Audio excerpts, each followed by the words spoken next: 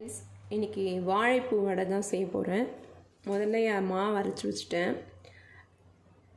1 hour கடலப்பருப்பு ஊற வச்சுட்டு அது கூடவே 2 காஞ்ச மிளகாய், 2 பூண்டு, கொஞ்சம் சோம்பு, இஞ்சி போட்டு அரைச்சி வச்சுருக்கேன். உப்பும் போட்டாச்சு. இப்போ இதில் கட் பண்ணி வச்சதெல்லாம் ஆட் பண்ண போகிறேன். முதல்ல பொடியை நறுக்குன புதினா, கொத்தமல்லி, கருவேப்பிலை, அப்புறம் பொடியை நறுக்கின ஆனியன். ஸோ வாழைப்பூ ரொம்ப ஹெல்தி, எல்லாருக்கும் தெரியும். இந்த மாதிரி ஸ்நாக்ஸாக கொடுக்கும்போது எல்லாருமே நல்லா சாப்பிடுவாங்க. ஏன்னா அது கொஞ்சம் துவர்ப்பு தன்மை இருக்கிறதுனால அவ்வளோ பிடிக்காது யாருக்கும். இந்த மாதிரி ஸ்நாக்ஸை செய்யும்போது நல்லாயிருக்கும். பொடியை நறுக்கி வச்சுருக்கேன் வாழைப்பூ, இதையும் ஆட் பண்ணிக்கலாம்.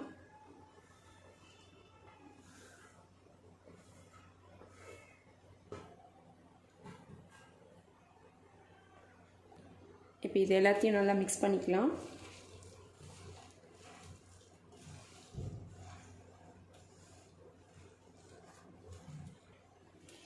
மாவு சூப்பராக ரெடி ஆகிடுச்சு. ஸோ கடாயை வச்சுட்டு தட்டி போட வேண்டியது தான்.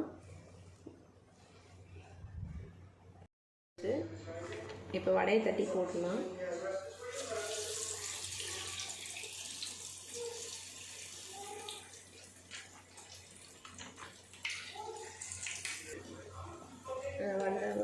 வடையை நல்லா திருப்பி விடுங்க.